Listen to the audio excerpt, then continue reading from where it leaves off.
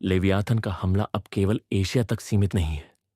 उसकी उपस्थिति ने धरती की रचना, मौसम और इंसानों के मनोबल को हिलाकर रख दिया है। अब डर की यह लहर उन देशों तक पहुंच चुकी है जिन्होंने इसे अब तक सिर्फ टीवी पर देखा था। प्रकृति का असंतुलन, अंटार्कटिका की बर्फ अचानक तेजी से पिघल रही है। अटलांटिक महासागर में बिना चेतावनी के तूफान उठ रहे हैं। ऑस्ट्रेलिया के तटों पर अजीब चमकती मछलियां देखी जा रही हैं। अफ्रीका के रेगिस्तान में समुद्री गंध महसूस हो रही है, जैसे धरती अंदर से बदल रही हो।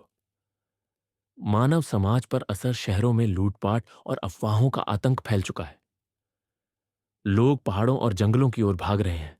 मंदिरों, चर्चों और मस्जिदों में भीड़ उमड़ रही है। हर कोई अब सिर्फ कृपा मांग रहा है। अर्थव्यवस्था का पतन, ग्लोबल शेयर मार्केट्स ध्वस्त हो चुके हैं। हवाई उड़ानें, बंदरगाह, शिपिंग सब ठप। खाद्य संकट फैल गया है। लोग जमीन में गड्ढे खोदकर राशन छिपा रहे हैं।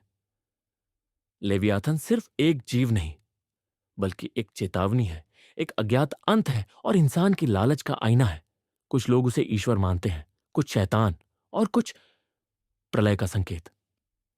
अर्थ डिफेंस अलायंस की सबसे कठिन घड़ी ईडीए अब दुनिया की आखिरी उम्मीद है, लेकिन चुनौतियां बढ़ती जा रही हैं। सील्स ऑफ बैलेंस अभी भी नहीं मिले। कुछ देश चुपचाप परमाणु हथियार तैयार कर रहे हैं। वैज्ञानिकों और सेना के बीच अविश्वास की दीवार खड़ी हो चुकी है। ईडीए के एक सदस्य द्वारा लीक हुई फाइल में एक रहस्य सामने आता है। लेवियाथन को केवल शक्ति से नहीं, संगति, हार्मनी से सुलाया जा सकता है। इसके लिए चाहिए एक इंसान का बलिदान। अब सबसे बड़ा सवाल, क्या कोई तैयार होगा अपना जीवन देने के लिए? क्या यह सिर्फ मिथक है, या यह धरती को बचाने का एकमात्र उपाय? बंगाल की खाड़ी के ऊपर एक विशाल तूफान बन चुका है। सैटेलाइट इमेज दिखाती है लेवियाथन के साथ एक नई आकृति समुद्र से बाहर आ रही है। क्या लेवियाथन अकेला था, या वो सिर्फ एक शुरुआत है? अब डर सिर्फ दिल में नहीं, हवा और पानी में घुल चुका है। इंसान को तय करना होगा, डर के साथ जीना है या उसका सामना करना है।